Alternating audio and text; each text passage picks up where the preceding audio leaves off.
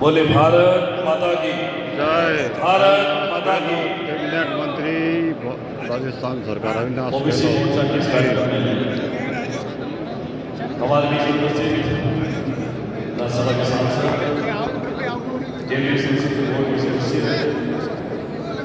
और राष्ट्रीय कृषि मोर्चा के अध्यक्ष आदरणीय के लक्ष्मण जी का हमारे राजस्थान की जीवित भूमि पर अभिनंदन करता हूँ। मंच पर उपस्थित हमारे मोर्चा के प्रदेश के साधन चंद्रलाल के अनुसार पूर्व मंत्री आदरणीय प्रताप सिंह साहब, राष्ट्रीय मंत्री ओबीसी मोर्चा पूर्व विधायक आदरणीय जी, राज्य सरकार में मंत्री पद का दर्जा ऐसे प्राप्त करने वाले हमारे आदरणीय राजनाथ साहब, श्री राहुल जी राष्ट्रीय आईपीएस संयोजक, श्री सोनी सोनी सुनील कुमावत और मंच सभी हमारी पार्टी के कार्यकर्ता बंधुओं, पदाधिकारी बंधु और साथ में विराजमान ओबीसी मोर्चा के पूरे राजस्थान भर के जिलाध्यक्ष, पार्टी पदाधिकारी, कार्यकर्ता बंधु। वैसे हमारा सौभाग्य है इस देश के किसानों से लेकर बहुत से ऐसे कार्यकर्ता हैं जो कुछ पद पर रहते हुए ओबीसी वर्ग का मान सम्मान कराया है। देश के यशस्वी प्रधानमंत्री नरेंद्र मोदी जिस वर्ग से आते हैं उसी वर्ग का आज देश के अंदर मैं आप सब लोगों से निवेदन करता हूं कि राजस्थान सरकार में अभी हाल ही में केंद्रीय नेतृत्व में आपके नेतृत्व संसदीय बोर्ड ने बहुत से हमारे ओबीसी वर्ग के लोगों को एमपी की टिकट दी। राजस्थान के अंदर भी अधिक से अधिक संख्या में ओबीसी वर्ग को टिकट दी है और हम राजस्थान सरकार में 11 से लगभग आधे मंत्री हैं जो ओबीसी वर्ग से आते हैं। ये प्रदेश सरकार में सरकार का दावा देना से अधिक भाग ओबीसी वर्ग है, ओबीसी वर्ग समाज का प्रतिनिधित्व करता है। आइए हम सब मिलकर नरेंद्र मोदी के नेतृत्व में विकसित भारत की कल्पना को साकार करें और सबका साथ सबका विकास को स्वीकार करते हुए माननीय मुख्यमंत्री भजनलाल शर्मा जी के संकल्प से सिद्धि का और अंत्योदय से जुड़े हुए उस भाव को पूरा करने की जिम्मेदारी हमारे बीच की है। हमारी लोकसभा के चुनाव और ये राष्ट्रीय पर्व होली दिवाली में हमारे साथ हैं। मैं सभी कार्यकर्ताओं को समझाने में करता हूँ कि अगली बार 400 बार सही होगा, लेकिन इसके लिए आप लोगों को मेहनत करनी होगी। जीत हमारी है, इससे कोई संशय नहीं, दोहराई नहीं, लेकिन जीत का मार्ग पहले से लेकर बढ़े तभी जो मोदी ने कार्यकर्ता को दी है वो सार्थक होगी। और एक करके आप सबको मिलकर नरेंद्र मोदी जी को देने के बाद राजस्थान में 25 सीटें भारतीय जनता पार्टी में जाए, उसमें हमारा ओबीसी समाज जो है, छोटे छोटे समाज जो है, जिन्होंने भारतीय जनता पार्टी की बात से लेकर आज बिना किसी स्वार्थ के बीजेपी को समर्थन दिया के सहयोग में है, ऐसे छोटे छोटे समाज को इस बार राजस्थान सरकार ने चुनाव के बाद राज्य सरकार में मंत्रिपद का चर्चा कर दिया है। विभिन्न आयोगों के बोर्ड के अंदर उन्होंने उनको सम्मान देते हुए उनको प्रतिष्ठापन करने का काम किया है। प्रधानमंत्री मोदी ने श्री विश्वकर्मा योजना ला करके मैं सोचता हूँ कि सबसे बड़ी योजना की स्कीम लाई है और इसका फायदा ओबीसी वर्ग को मिलेगा। इसके लिए मंच से प्रधानमंत्री मोदी जी का यशस्वी मुख्यमंत्री धन्यवाद करता हूँ। इन्होंने ओबीसी वर्ग को मान सम्मान करने के लिए हजारों कार्यकर्ताओं को कुछ बदल पर आने वाले समय में प्रतिस्थापन करेंगे और हमारी जिम्मेदारी बनती है कि जहां हम लोग रहे राजस्थान के प्रत्येक कोने में भारतीय जनता पार्टी के साथ जुड़े रहे। आज चूंकि हमारे राष्ट्रीय पूर्व राष्ट्रीय अध्यक्ष देश के यशस्वी अमित शाह जी का भी हमारे लोकसभा प्रवास के नाते विभिन्न लोकसभा क्षेत्रों की दिल्ली बैठक होगी, उसमें भी मैं सोचना चाह रहा है। इसलिए मैं आप सबका बहुत बहुत आभार व्यक्त करता हूँ और चंपा आने के लिए से अध्यक्ष है ओबीसी मोर्चा के उनके लिए ओबीसी मोर्चा के तमाम कार्यकर्ताओं को पूरे विश्व के साथ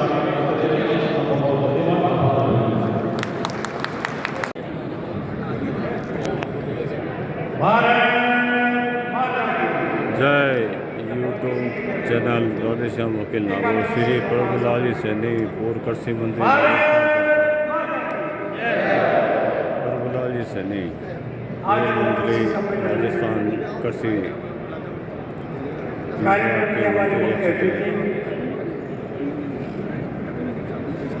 राष्ट्रीय ओबीसी मोर्चा के हमारे राष्ट्रीय अध्यक्ष एवं सांसद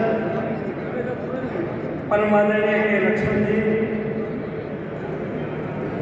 राजस्थान के ओबीसी मोर्चा के प्रदेशाध्यक्ष आदरणीय चंपालाल गहलोत जी, राष्ट्रीय मंत्री मेरे साथी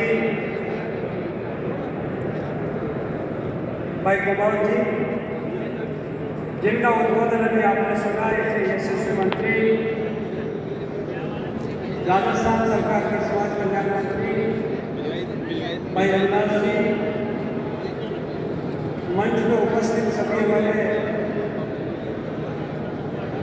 राज्य मंत्री के दर्जा प्राप्त सभी हमारे मंत्रीगण, मंच में बैठे अतिथिगण,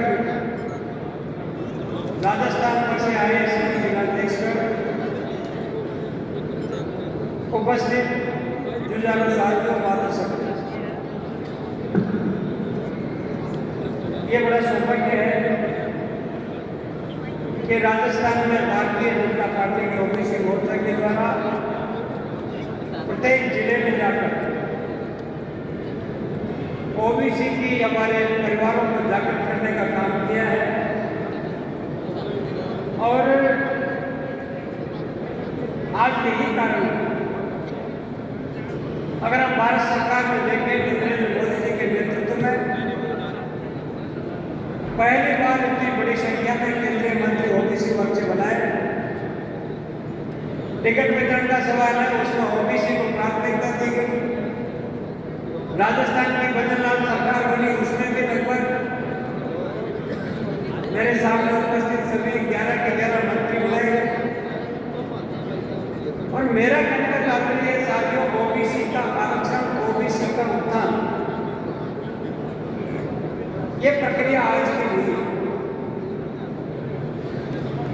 आपको सब जानकारी है कि 1902 या 3 में साहू जी महाराज जब हुआ करते थे, उस समय उन्होंने ओबीसी की 50% आरक्षण की वकालत की और आदेश जारी करके कहा था आज की तारीख से ओबीसी का आरक्षण लागू होना चाहिए। आज अगर हम ये देखें तो राजस्थान में अगर पॉपुलेशन का सवाल देखें या हम जातियों का सवाल देखें, भारत सरकार में 2300 से ज्यादा ओबीसी की जातियां हैं। और राजस्थान के लिए हम बात करें तो 104-5 के लगभग हमारी ओबीसी की जातियां हैं। मेरा कहने का ये अर्थ है साथियों कि देश के प्रधानमंत्री नरेंद्र मोदी जी बहुत साधुवाद देना चाहूंगा, जिन्होंने 2017 में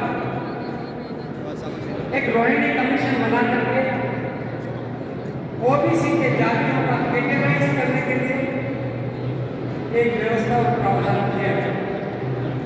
और उस प्रावधान में देखते जब मराठा आरक्षण हुआ तो ये कहा जाता था कि आरक्षण में विषय के दिया कि 21% राजस्थान में ओबीसी का आरक्षण, एसबीसी का फिर से 5% हुआ। और जब मराठा आरक्षण हुआ तो उनको 16% आरक्षण दिया गया। हाईकोर्ट ने भी कहा, हाईकोर्ट ने क्योंकि सामाजिक दृष्टि से, आर्थिक दृष्टि से ये जातियां कमजोर जातियां हैं।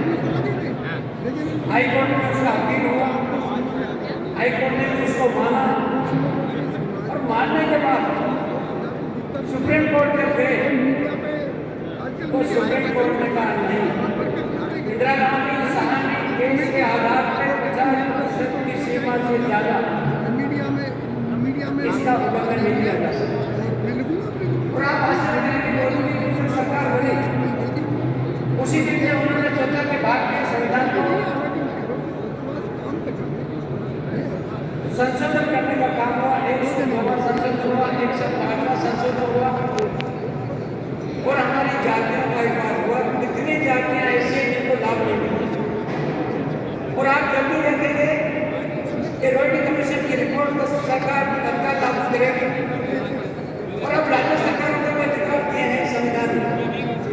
राज्य सरकार किसी भी जाति को जोड़े या हटाए, इसके लिए आप केंद्र की जो समिति बनी हुई जाने की जरूरत नहीं है। राज्यपाल और यहाँ की जो राजस्थान की कमेटी बार खड़े हो रहे हैं वो गलत है। वहाँ एक मिनट के बाद में हमारी जातियों का संरक्षण हो जाएगा।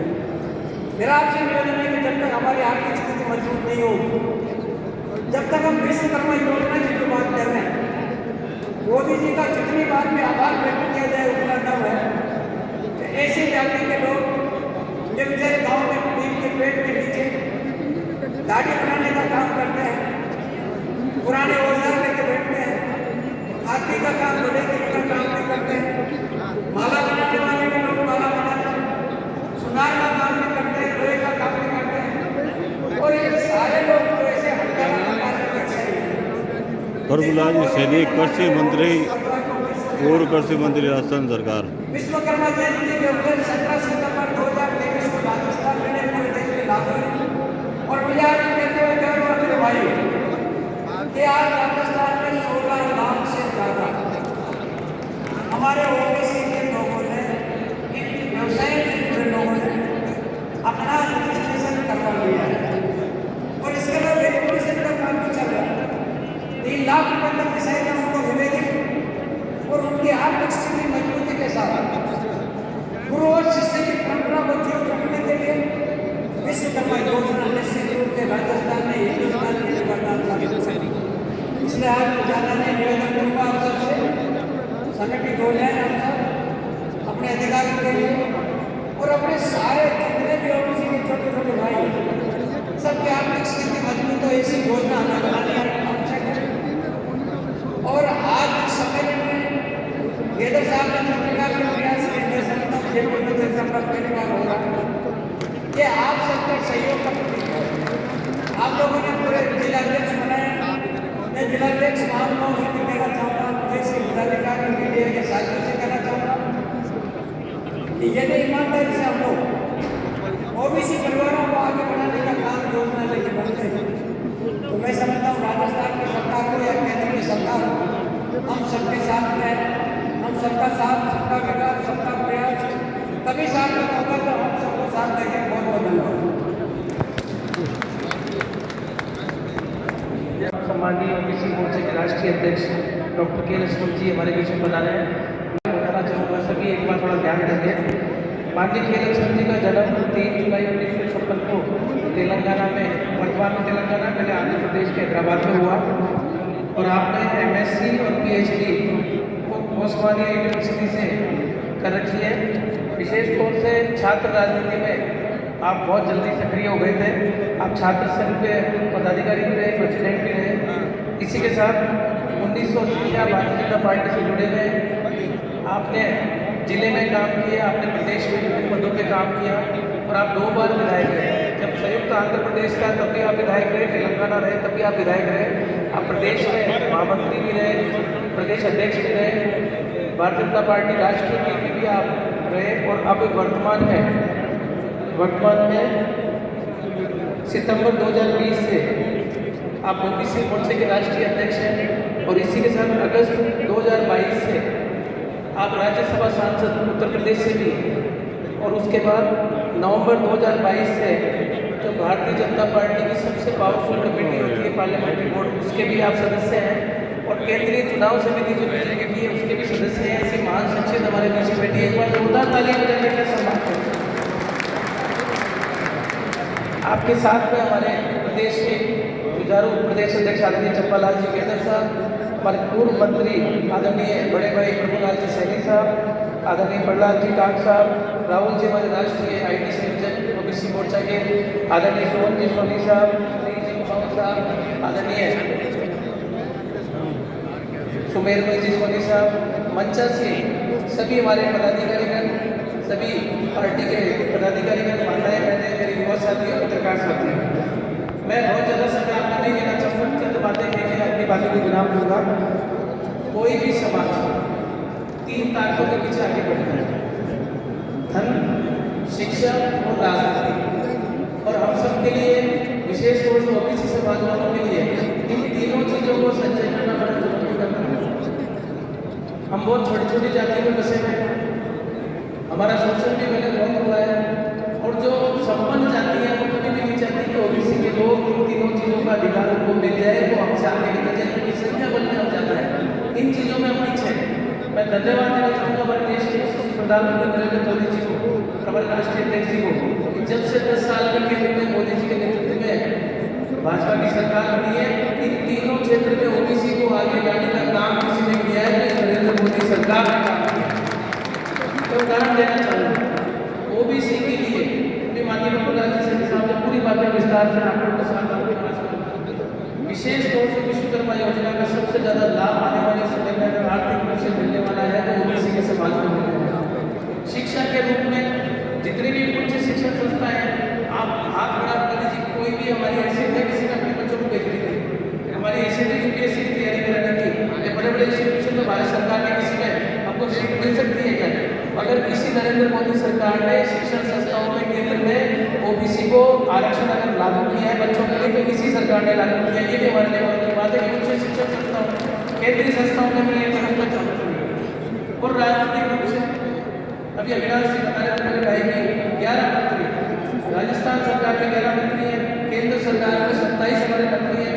और सबसे बड़ी बात कि हमारे के लक्ष्मण जी ओबीसी के हमारे जब से भी आप प्रदेश राष्ट्रीय अध्यक्ष बने, मैं चाहूँगा इनका राष्ट्रीय अध्यक्ष बनना हमारे लिए इतना शुभ है ओबीसी समाज के लिए। आपकी कमेटी में जितने पदाधिकारी बने, आज पूरे पदाधिकारी कोई ना कोई पद में बैठे हैं, ये भी आप माननीय हंसराज जी आइए तो राष्ट्रीय हमारे ओबीसी आयोग के अध्यक्ष बने, तो आपकी कमेटी में उपाध्यक्ष थे। माननीय नायक जी जो भी हाल ही में हरियाणा के मुख्यमंत्री बने, वो आपकी कमेटी के उपाध्यक्ष थे। इतने सारे विधायक यहाँ से बन गए, इतने सारे सांसद यहाँ से बन गए, बोर्डों में निगमों में चले गए। अभी अध्यक्ष कह रहे थे कि हमारे को तो ओबीसी को चलाने के लिए नए पदाधिकारी नहीं लाने। तो मैं समझता हूँ कि जिसको भी राजनीति में आगे बढ़ना है, उस टीम में हम शामिल हो, चाहे जिले में हो, चाहे प्रदेश में हो, चाहे ओबीसी की दिल्ली की टीम में हो, निश्चित तौर पर राजनीति में आगे बढ़ेंगे। ये के लक्ष्मण जी का पद फेरा है, बहुत शुभ होता है ये। तो मैं इतना ही कहना चाहूँगा, तीनों चीज़ों के लिए माननीय मोदी जी ने बहुत कुछ किया और अब चुनाव अपने बिल्कुल सिर पे है और अपने पे बहुत बड़ी जिम्मेदारी है। और हम सबकी नैतिक जिम्मेदारी भी बनती है कि हमारे जो देश के प्रधान सेवक हैं, देश के जो हमारे मुखिया हैं माननीय मोदी जी, वो भी हमारे समुदाय से आते हैं। तो हम सबको तो इस उत्सव में बढ़ चढ़ के भाग लेना चाहिए, हमको आगे बढ़ के इस चुनाव में हमारे लोगों से जिताना चाहिए। आपने बोलने का मौका दिया, बहुत बहुत धन्यवाद। जय जय भारत।